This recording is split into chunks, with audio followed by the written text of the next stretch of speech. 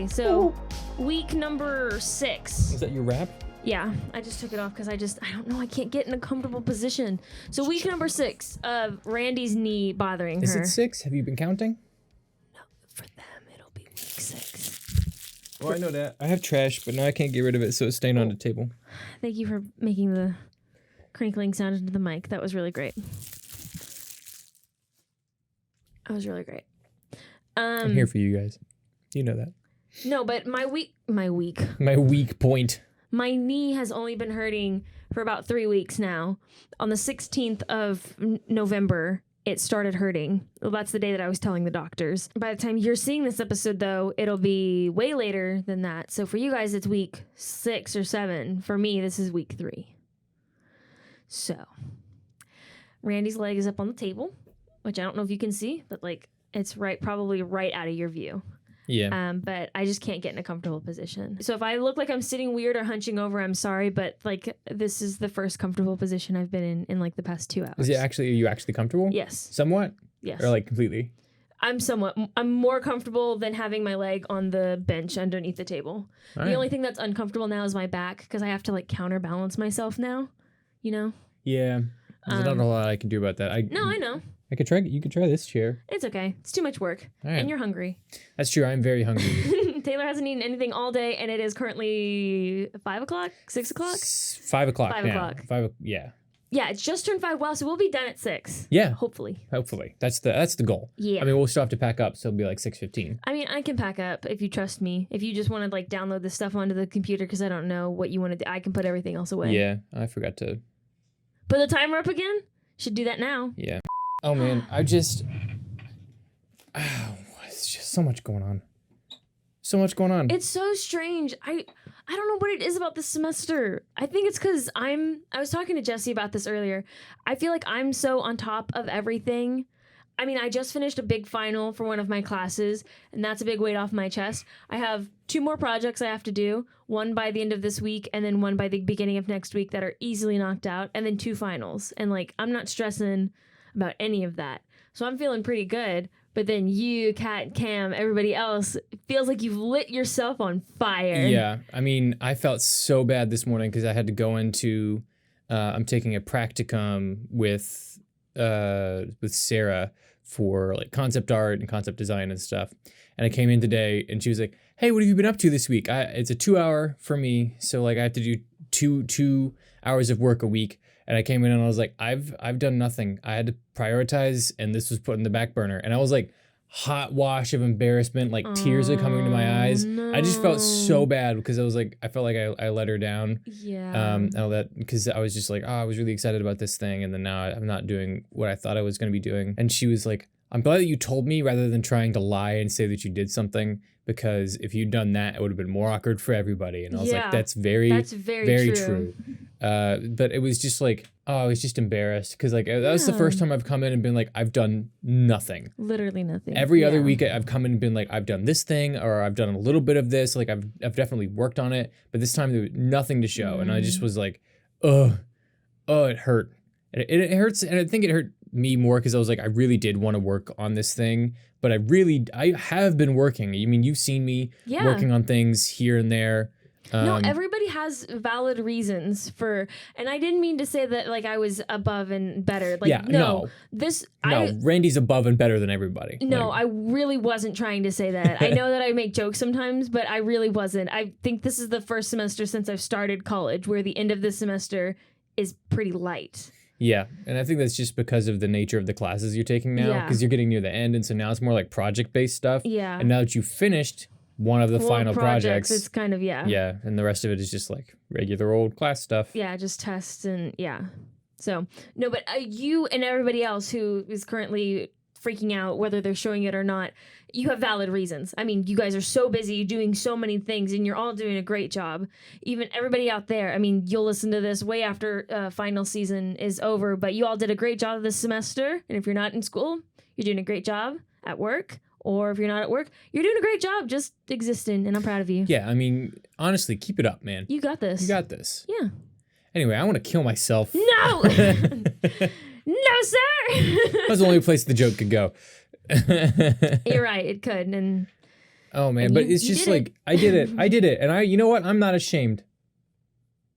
This is Media Wait, for the what? Intellectually Impoverished. I'm Taylor. I'm Randi. And this is the podcast that enriches your mediocre lives. You You said- did it. I did it. You did it. That's what it's supposed to be. Thanks, man. I learned from my mistake of you being mad at me. And I don't want you to be mad at me, so I come up with better jokes and Thank you. do the thing better. Because if you weren't gonna do it, then you saw I was about to do it. I was about to say this is media for the. I was about to. Yeah. Oh my God. I'm stressed. I think I'm stressed too. Yeah, we're stressed for different reasons. I think you're stressed because your leg is falling off. Yeah, but also it's because I miss you guys. Like I don't want to. Somebody texted me. Who It dat? was Kira. What's Kira? It was Kira. Was she like, hey, come let me back on the podcast? And we were like, yeah, do that. Yes, please. Is it importante? No, it's not. Okay. Sorry. I like her and I like when I get to talk to her. She's great. I love Kira. She's awesome. But stress. I forgot what I was. Oh, but the other thing that I've been stressed about is just because like you guys and I don't want to get like sappy, but I haven't hung out with like you besides like working or for you're helping me with my other projects or Kat and Cam or like just any of my other like Josh like because he's been gone and he's doing his own stuff now and I just want to be around people and everybody's busy. It sucks. It really does suck. I remember during the summer, I was legit just by myself. Like I was living with my brother, but my brother was working most of the time, and I wanted to hang out. And you were doing the internship. You were super busy, so we couldn't hang out. And I just remember being like, ugh, this is the worst feeling. Is just not being able to hang out with people. But the nice feeling is that like once finals week passes, like this is just a week, and then after that we'll all be able to hang out and do stuff before Christmas. I don't like the way that you're looking at me. Why are you looking at me like that? I want you to look around this set and tell me what's wrong.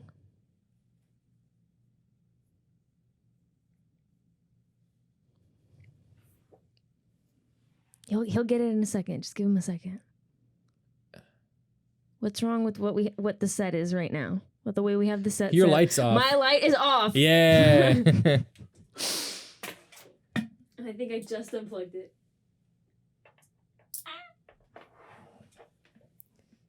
I was like, I mentioned Christmas, and then you were like, "What's wrong?" And I was like, "The plant's gonna die."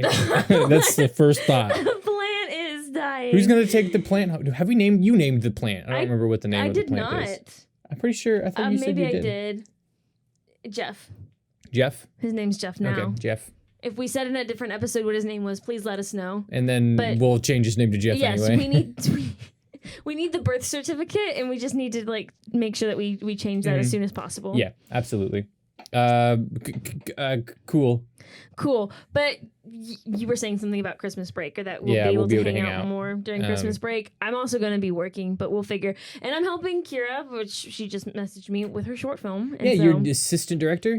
First AD, yeah. First AD, baby. You're the scheduler. I am. Isn't and that I'm very excited. Yeah, you love scheduling. I'm so I like excited. your thing. I'm so excited. And I want to see, I mean, I've been on a set before. I got to talk to her. I mean, we need a meeting to figure out exactly what I'm going to be doing. But if I'm making the schedule, and I'm pretty sure I'm the one who's also supposed to make sure that we're on schedule, and I can't wait. Mm-hmm. You get to tell people. Everybody. I can't wait. Yeah, I'm excited for you because that short film itself is on another level than, because Kira herself like has a level of professionalism that a lot of people like don't always have. Yeah. And she's got funding from outside sources. She's got actors from outside sources. Like this, it's going to be next level, and I'm so excited for you to work on it. I know. I'm so excited to work on it as well. But I'm right now I'm stressed. Yeah. Well, we're stressed. And what are we talking about today, Taylor? Oh, imagine that. Stress.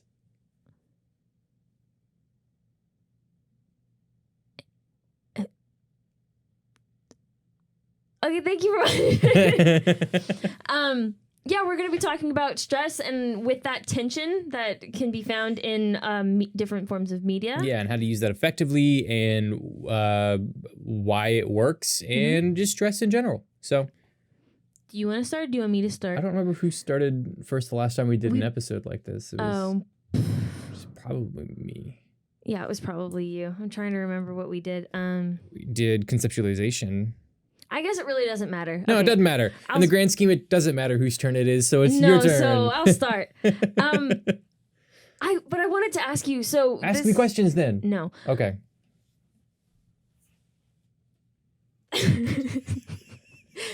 Jesse was the one who gave us the idea to do this, so that's where I took inspiration from, because he was just talking about that today. What was he talking about? Because he said, like, oh, why do we watch this kind of media? What was that kind of media? Because then he said, and then why do people watch, like, couples, like, fall out and fight? And I was like, I don't like to watch couples fight. Yeah, why do we watch, like, horror stuff? Like, why Was do that we what watch... he was talking I'm pretty about? sure that was what he was talking about, because you were like, yeah, I love horror. Yeah. And then he's like, why do people watch romantic comedies and, like, stuff where things go wrong? And you're like, I don't watch that. And then he was like, okay, Well, why don't you? And then, but we were talking about, like, how stress is inherent in certain forms of media, certain genres. Like you'll see it in certain forms of media. Stress is more inherent than in other forms of media. It's just a part of intaking media. And why is that? So I guess that's the question that we have today. Well, I've talked about why I like horror movies, and it's a distraction from the things that I should be. That a distraction for things that I know that I should be scared of. The media is meant to try and scare me and make me feel uncomfortable, and that distracts from the fact that I feel uncomfortable and scared in everyday life. And that's why I like watching horror movies, because then my feelings feel like validated. And he was talking about why do people watch, like, people specifically with, like, relationships and, like, people break up, or, like, people who have falling outs. And I was like, I don't. I think that's such a big thing for me, is I refuse to watch movies where relationships go wrong. Yeah. You have been telling me for the longest time, and you haven't said it in a while, but A Marriage Story was something that you wanted me to watch, and I refuse to watch it. Yeah, I mean, it's an amazing character study, and it tells a great story, right? It's ironic because it's a Netflix original. I don't know who it's directed by, but it stars Scarlett Johansson and Adam Driver, and it tells the story of their divorce. And, like, the story of their marriage falling apart and what that looks like. And it's ironic because it's a marriage story, but it's a story about the end of a marriage, the death of a marriage, and why, the divorce was the right way to go. And it's just such raw emotions, and it's such a great piece by both Scarlett Johansson and Adam Driver and the supporting cast and, everybody that was involved with it. It really is just such an emotional piece that tells things that are difficult maybe to verbalize in certain ways, and it has those moments of, like, man, I wish I had a moment like that in my own relationship, or I wish I had a moment like that in my own life, or the ability to say the things that the characters have said. And it's just a powerful story, and it's very sad, and it's not. I think it's meant to be hurtful, but it's one of those sads that, like, this is the kind of sad that you have to go through to become happy. And I think that is sort of the end goal of the story, right? Is that because at the end, like, there is a happy moment, right? There's a moment where Adam Driver and Scarlett Johansson see each other, and they're not angry at each other anymore. They're not mad at each other. They're just like they know that they still love each other, and they still have this, like, there's no way you can break that bond, but they know that things have to move on, and then they're okay with that now. And that's just, and it's just a good story. And I've sort of told the whole story now. Thank you for that in-depth discussion of it. I will never watch it. That's fine. And that's because it stresses you out. It stresses me. No, it stresses me out is a great way to say it. And I was trying to think of, like, other pieces of media that I could talk about that I just refuse to watch because it gives me too much anxiety. And so I was trying to figure out to make the connection between stress and anxiety. Is there a difference there, or should I? I think stress causes anxiety. I think so. Anxiety itself, from what I understand, is the fear. Okay. Right. Is the fear of things going wrong. Like, I have anxiety. That's right. Yeah, anxiety is more of like trepidation ahead of I'm fear afraid of what's to come, or the unknown, things like that. I'm afraid that because you're mad at me, or because I did this thing, that you will be mad at me. I'm anxious about that. Whereas stress is you're mad at me and now I feel stressed, like, or this during the situation, right? Stress is more like in the moment than anxiety. Anxiety is like in the future, I'm afraid of this maybe happening. This is so interesting because I can't make that distinction between the two. Really? I think I'm constantly stressed and anxious at the same time. Well, you know what? That sucks for you. And I think those have fused together because stress. I mean, you could say the same thing in like the movies that we were gonna. I mean, I have so many. I was gonna talk about like sitcoms that make me like uncomfortable and stress me out that I will never watch them, or horror movies that do a really good job of building tension and stress. But ultimately, like those all like maybe I'm just weird because those just all give me anxiety. Yeah, I think that maybe there's some wires crossed for you just because of like the way that you are and that way that you're built. But for me, I can say that they're very similar, right? But I think anxiety is more of the fear part of it, more of the, oh my gosh, what's gonna happen? Whereas stress is like, this is happening and I don't want to be here. Yeah, stress is like, this is the moment. It's like, oh my God, I don't like, why is this happening? What's going on? I don't like this at all. Whereas anxiety is more of, oh my God, what's going to happen? Okay, so there are okay, I got the distinction. With these definitions in mind, I will try to now talk about what I was going to discuss. The first thing when we were going to talk about stress, the first thing that came to mind was The Office. And specifically one of the episodes in The Office, Scott's Tots. Oh my God. Which I refuse to watch. I remember when I probably have talked about The Office on here, and if I have, I'm so sorry, but I remember the first time that I watched The Office, I had watched this YouTube channel called SourceFed, and one of the hosts on there had recommended The Office, and I thought, oh, I like that host, I'm going to take their recommendation. Started watching it on the big screen TV in the living room, watched the first 6 minutes of the first episode, was like, nope, not for me, this isn't. And the first episode is when the crew, the mockumentary people show up, and Steve Carell, Michael Scott, is showing them around, and you're getting like the little personalities of everybody, and that Jim like picks on Dwight, and that Michael is always seeking attention, and you kind of get the relationship between like Jim and Pam, that awkward tension of him wanting to be with her and her being engaged to somebody else. But in Scott's Tots, Michael Scott, the main character played by Steve Carell, has promised these bunch of kids when they were in kindergarten or like in first grade that if they could make it through high school, that he would pay for all of their colleges, like all of their college funds and expenses. And it's because he thought that by this time, like in 10 years, he would be like a millionaire and be able to pay for all of it. But no, he was stuck at the same like dead-end job, still working in the paper company Dunder Mifflin. And he has to go into this school, this classroom full of graduating seniors, and tell them, I can't pay for any of your college. And it is the most viscerally uncomfortable episode. And I can't watch it. It stresses me out. And there's not much. It's the story. It's not, because there's other elements that will play into stress when you're talking about like horror movies and dramas. There's a lot that can be done with the lighting, with the camera, with the music that will build tension and make you feel uncomfortable the entire time. Whereas this is just the plot of it.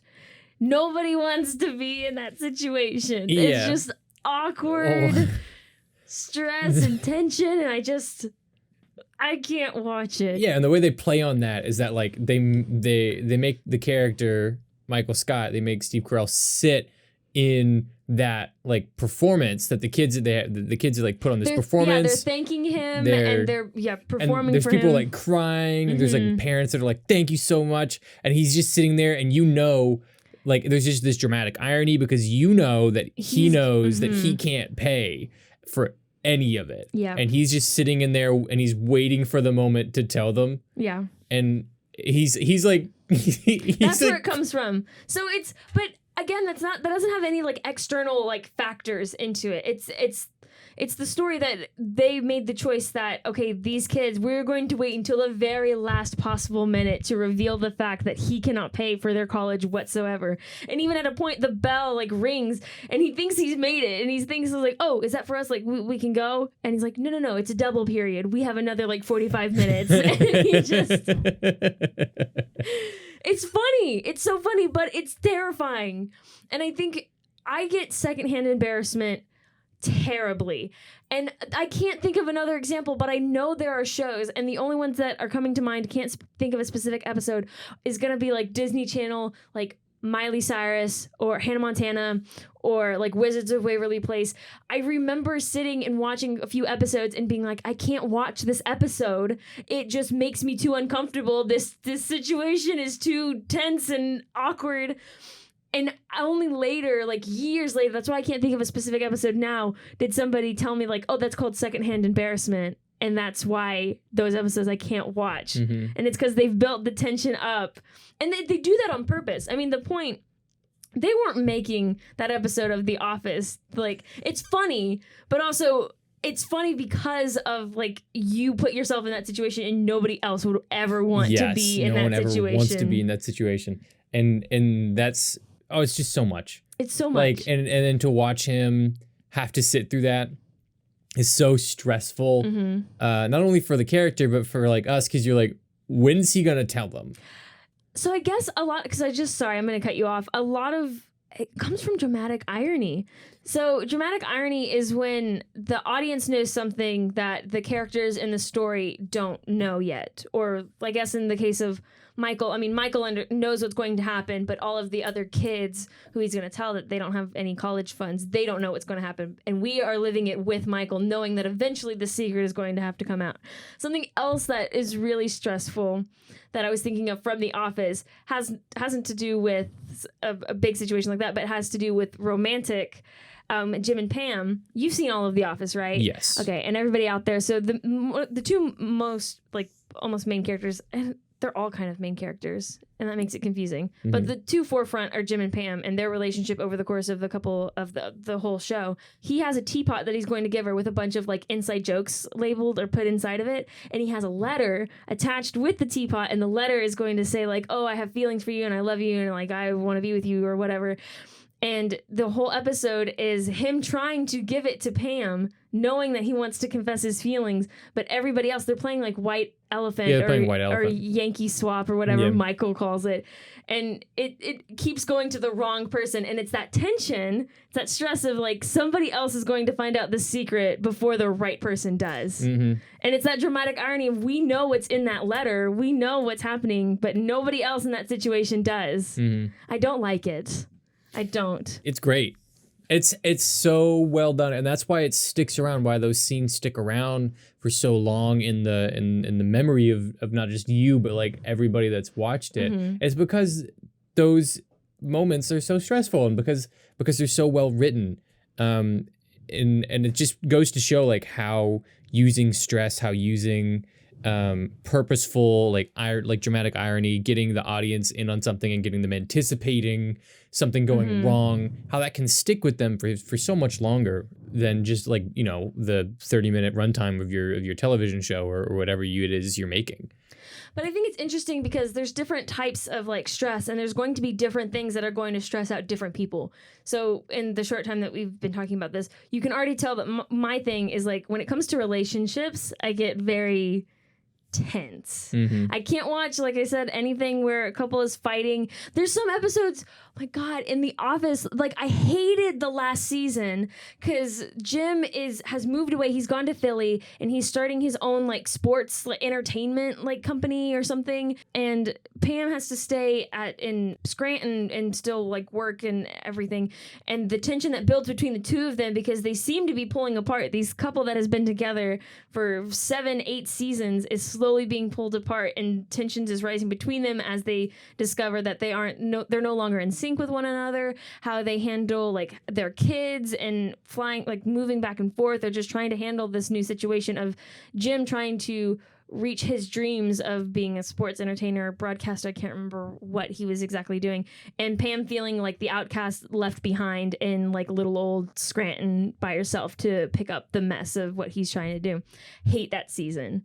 And it's because they're fighting. I don't remember that. You don't remember? No, I watched The Office a very, very long time ago. Okay. And basically once Michael left, like I just sort of tuned out. Okay. Yeah. It's okay after Michael leaves. I think there's still some really good. Oh my gosh, what's the guy's name?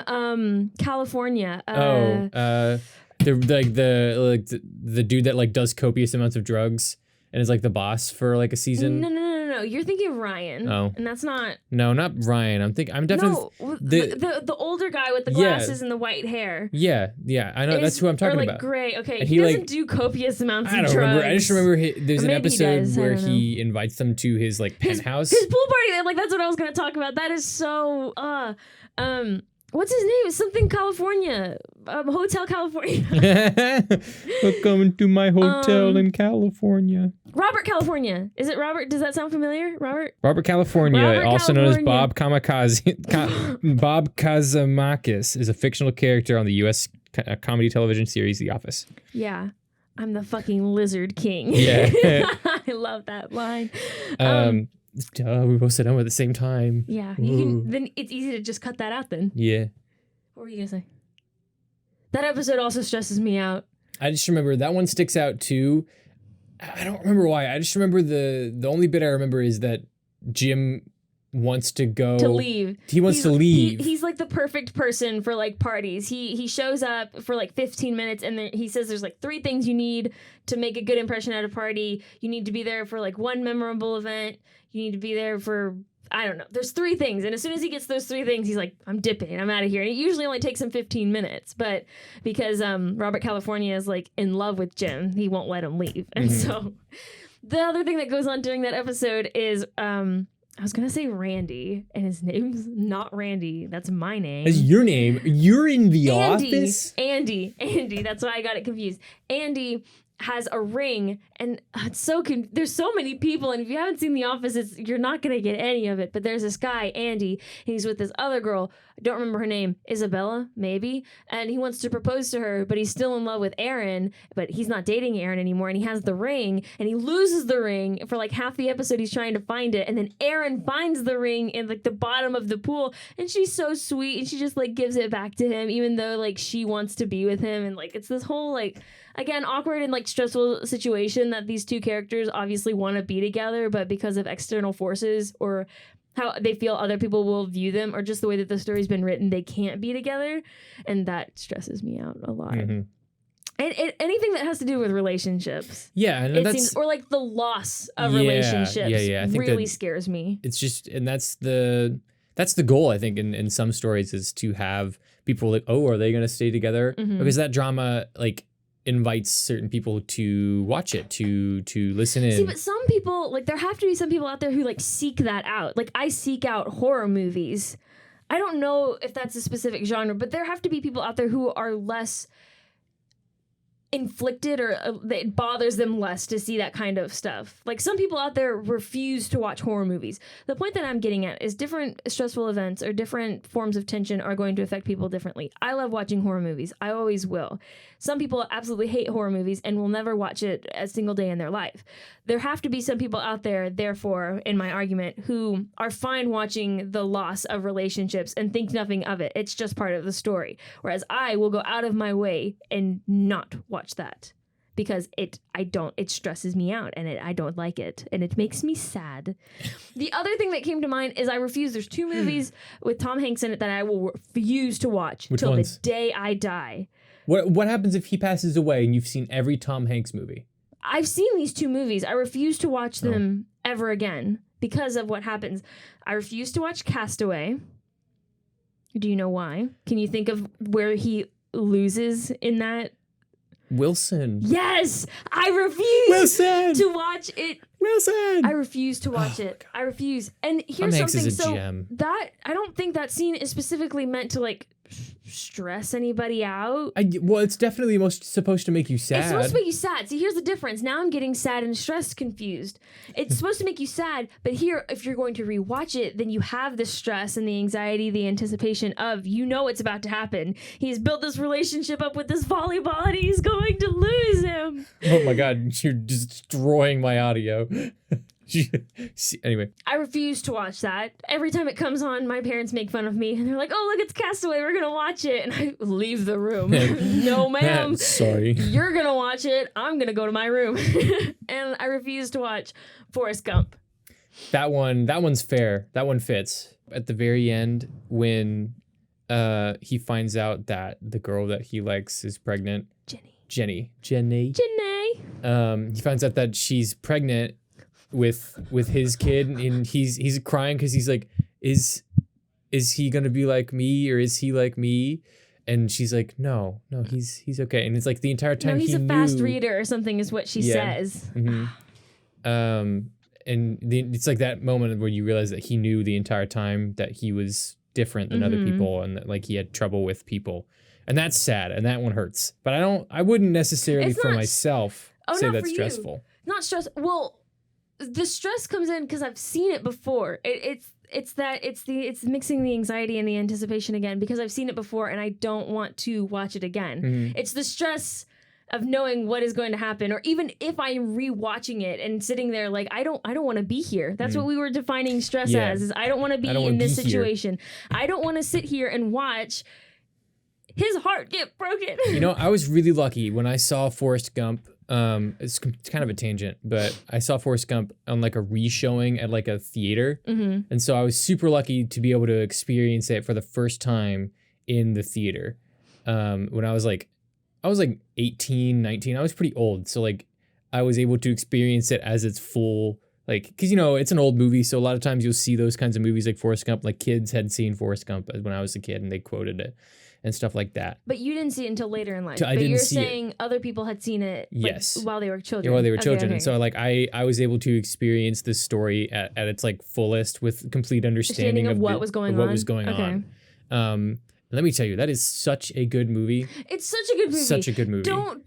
This is my point, and I'm going to say it again to try and drive the point home. What makes me uncomfortable and stresses me out and gives me anxiety is going to be different from other people. And when you are creating media, you need to understand that you are putting your own bias into what you are creating. So if you're trying to purposely create tension or trying to create a stressful situation, it is going to be inherently stressful for you because you are making the situation. Not everybody is going to view it as stressful. And so there's just different types of stress for, like you're saying, like Forrest Gump doesn't like bother you. It bothers me so much. I won't ever watch it again. Oh, it's so good. I won't ever watch it again. It's such a good movie. It's a great movie. It's a great movie. It's a great movie. It's so good. Never watching it again. Never watching it again. Oh, man. I will reiterate, Tom Hanks is a blessing. Oh my God, it is going to be such a sad day. What was it, the movie we watched for Westerns that we talked about? News of the World. News of the World. Good movie. Great movie. Tom Hanks. Tom Hanks.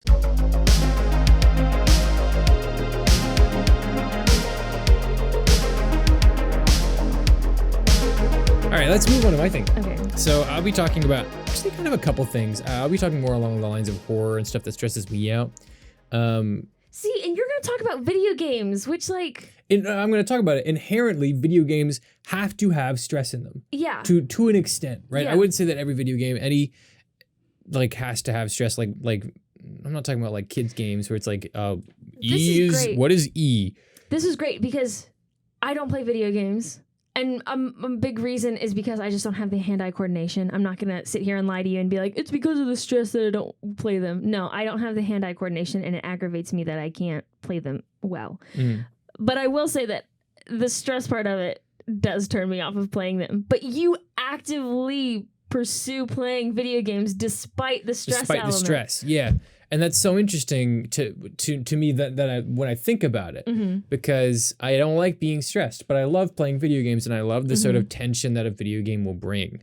Well, you can always bypass it. I mean, like the stress comes with the knowledge that you will also be able to beat it. That's what I was going to say is like stress in a video game, the struggle in a video game, that part of the tension, right, is like underwhelmed.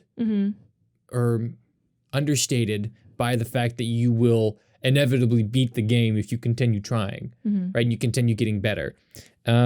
So like the reason that there's stress in a game or when you play a game is because you want to win and there's like a fear of losing. that's what brings about stress for like an average video game. Not necessarily horror, but like average games. Are you okay? Yeah, but I mean, you're just making good points because you do the same thing with videos. Like, why did I finish watching Forrest Gump and why did I finish watching Scott's Tots? Because not that I was going to win, but I needed to know how it was going to end. Yeah. And games that terrify the shit out of me, like if I'm invested enough in the story, if I'm invested enough in what the game has going for it, I'll continue playing it. Mm-hmm. For example, like Outlast 1 and 2, those are terrifying games. Unbelievably terrifying. And what makes them so scary is that the premise is that you can't fight back. So you're a video journalist. It's hard to talk about stress. I think this is interesting. I'm glad that we did this, but I think I was running into the other feelings associated with stress, which is like anxiety, and tension, and sadness. In my case, I don't like being sad, even though I'm sad all the time. But you're going to be talking about horror films, and so along with stress comes like jump scares and like being scared and fear. And so anyways, it's hard to talk about stress without talking about other emotions, because it is inherently like every emotion is going to be related to some extent. Yeah. Sorry, I keep hitting off. You're good. Let you talk down. So Outlast 1 and 2 is because it's stressful because you can't fight back, right? You're a video journalist who, in both of the games, you're a video journalist who ends up in a circumstance that is way out of their league and is truly terrifying and is surrounded by people of the worst kind that are intent on killing you if given the chance. And you're running around this and just trying to survive. Like the point is to survive or to find, in the first one, it's to survive to get out of the asylum. In the second one, it's to find your wife and get out of the place that you're at. And what ensues is just horrifying. Some of the scariest imagery in, I think, modern gaming. The reason that I continue to play it is because I'm invested in this story. It's intriguing because I don't know what's going on. Both of the games are really out there, like plot-wise. Shit doesn't make any sense until you like learn the story behind it, until you beat the game to figure out what was going on in the end. And it's that drive, I think that... But when it comes to stress, I think another good example is Resident Evil 2 and 3, which involve the same idea of like not being able to fight back. Both of them have these huge, big, bad enemies that are like just giants that you can't really do anything against. You can shoot them and stun them a little bit, but it doesn't really do a whole lot. And you're basically trying to avoid those guys while continuing through the story. And I think that the idea that something is following behind you, something could be right next to you, you could be right behind that door, and or it could be right behind that door and you wouldn't even know until you opened it, and then he busts the door down and then you have to run away. That's stressful. Is that stressful or anxiety? That's anxiety, but when he shows up, that is stressful. Okay. Okay? Okay. And that's part of the fun for some people. For me, it wasn't necessarily part of the fun. I played through Resident Evil 2 Remake. The first half of the game, I would say, the first big part of the game is you're in this giant police office, and you're being pursued by this guy, Mr. X, I think, who's just this lumbering 8-9 foot tall man with like... That's terrifying. He's like 5 feet wide or some shit and wearing a fedora and a trench coat. Anybody over like 6'4" is just automatically terrifying. But by the end of the game, typically you've overcome, or the main character has overcome this lumbering beast that you're fighting against, right? And I think that triumph is what I'm looking for by the end of the game, and why I continue, because I'm like, well, how do I end up beating this guy? How do I get past him? And then when I do, I feel even better. See, curiosity is like the antidote of stress. Of like, you will endure stress for as long as possible if your curiosity is high enough. Yeah, that's interesting, and I think that's for a lot of media, like even horror movies, right? You're curious of like, well, how do they beat the bad guy? Right, yeah. How do they get out of this situation? What's exactly going to happen? Like in horror movies, and I had a couple of short films that I was going to talk about, but like the music is really what builds up the stress and tension, because you know something is going to happen. They're building this tension for some kind of release, for some kind of payoff.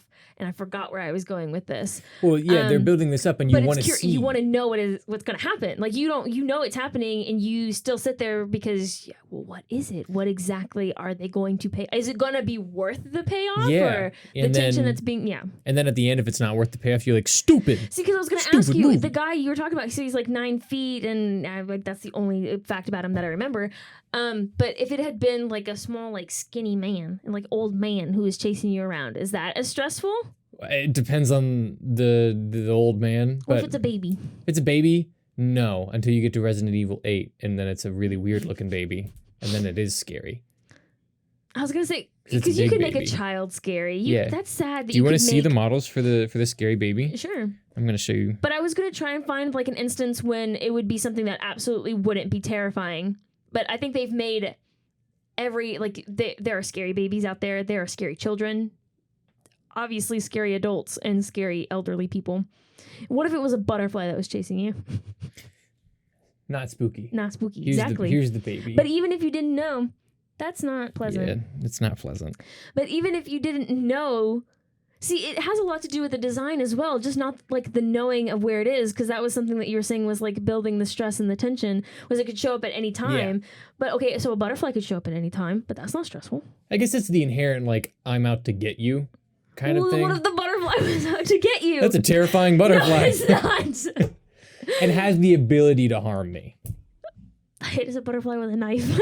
That's pretty spooky.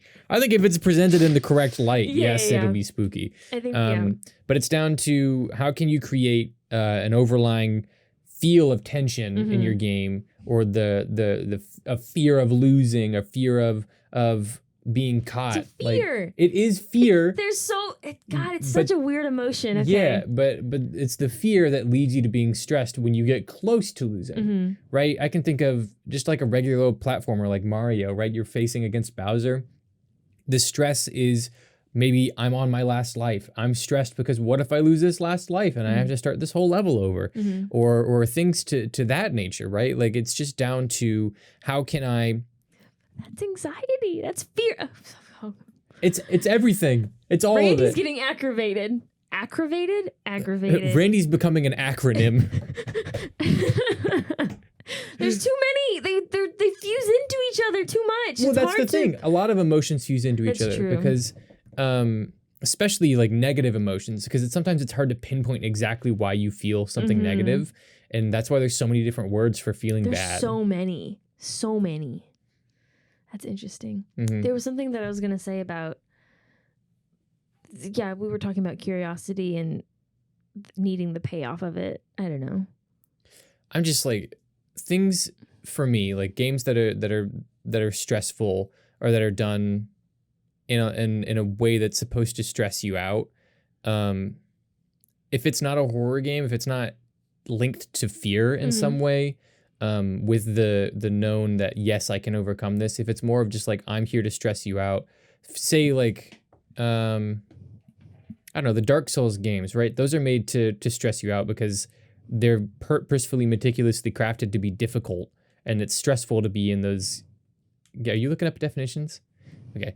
It's stressful to be in the situations because you could lose all your money at any time if you play the game wrong. Anxiety. That's anxiety. That's fear of the future. Okay. No, because I was thinking about the exact same thing. I was trying to figure out video games that I've played. And the only one... Animal Crossing is not stressful. Not at all. Animal Crossing is literally the exact opposite. It is meant to, like, calm you down. Yeah, and like I said, I think that in most games, in most cases, there's inherent stress, but not in every case. No, and so another, like, I played kiddie games, okay? And so the only other thing that I can think of besides Mario would be, like, Cooking Mama. That's stressful because you're under a time limit now. But is that, so it's stress, but it's also the anxiety of, like, you're not going to make the time limit. You are going to fail.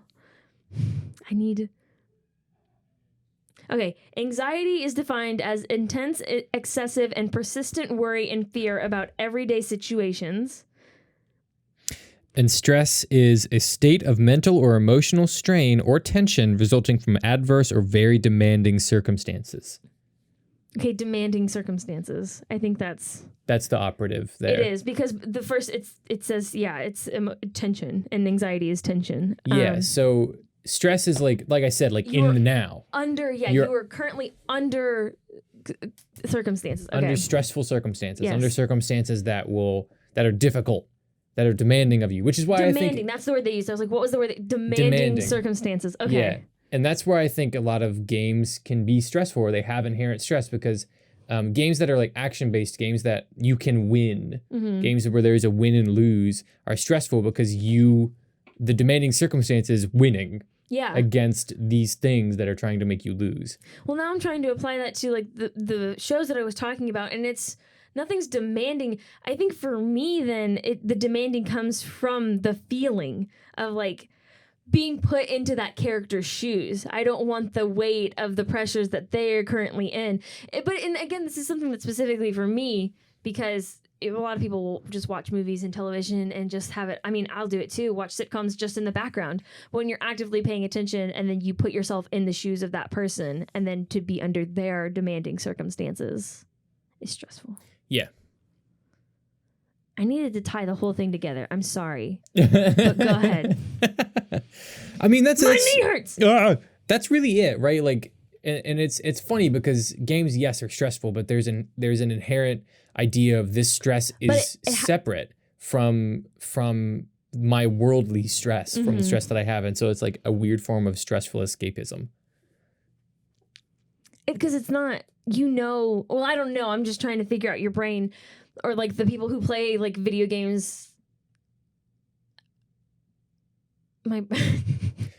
Good. That's about what psychologists have been saying. My brain went to people like to adrenaline junkies and like them jumping out of planes.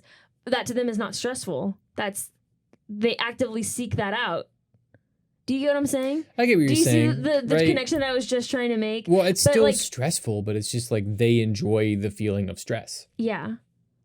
But so with video games, yeah, it's a different type of stress. The stakes aren't as high. And that's why I went to like jumping out of an airplane, because that's the highest stakes. You could die. Literally, like that's about as high as people will let you get without certain licenses.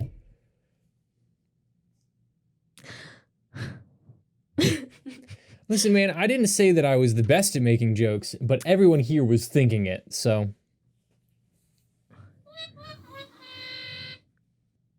But so the stakes are less, because if you lose in a video game, yes, it's stressful, but it's not going to be the end of the world. Yeah, you have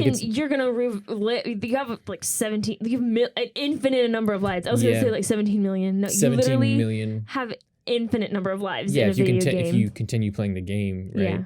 I'm playing a game right now called Dead Cells, which is, I guess we can move on to recommendations, and I'll make this my recommendation. Okay. We're going to recommend... Recommendations.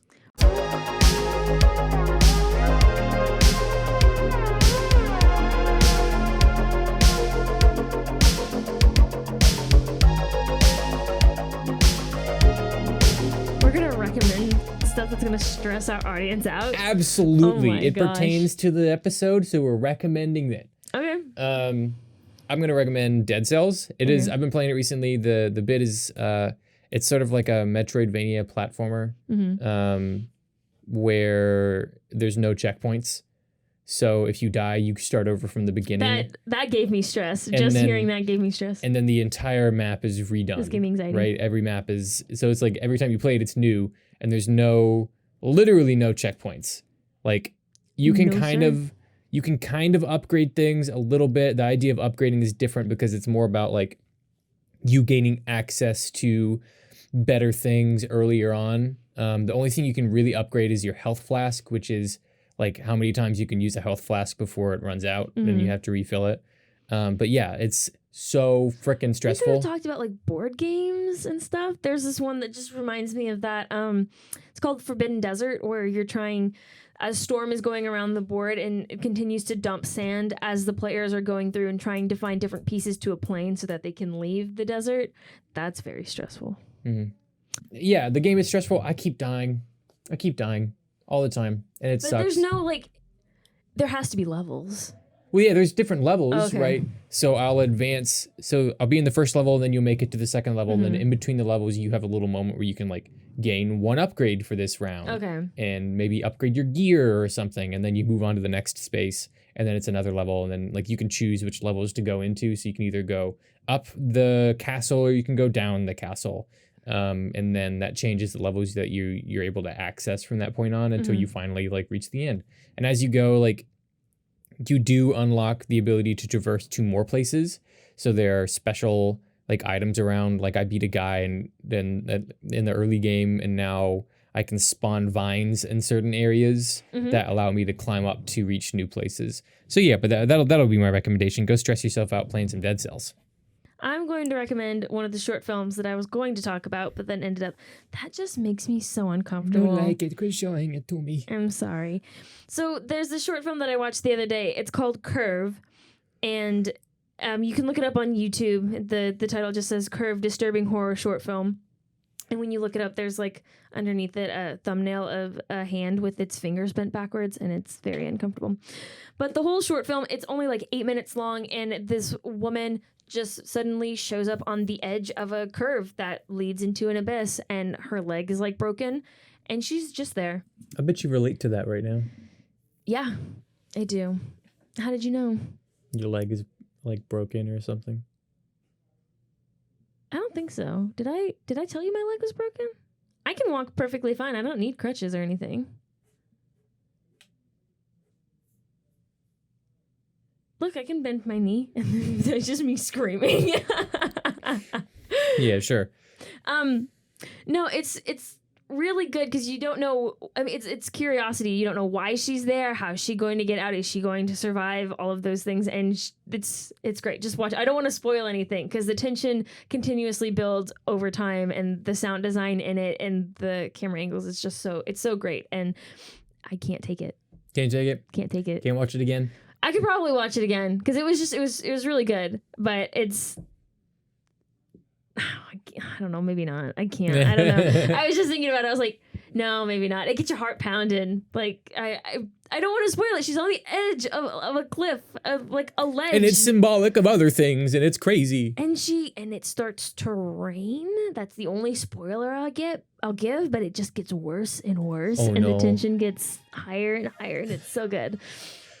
All right, thanks for joining us on this intellectual journey. If you get too stressful or stressed, don't worry. You can always come back and listen to our more episodes. Yeah. I hope we don't stress you out. Bye.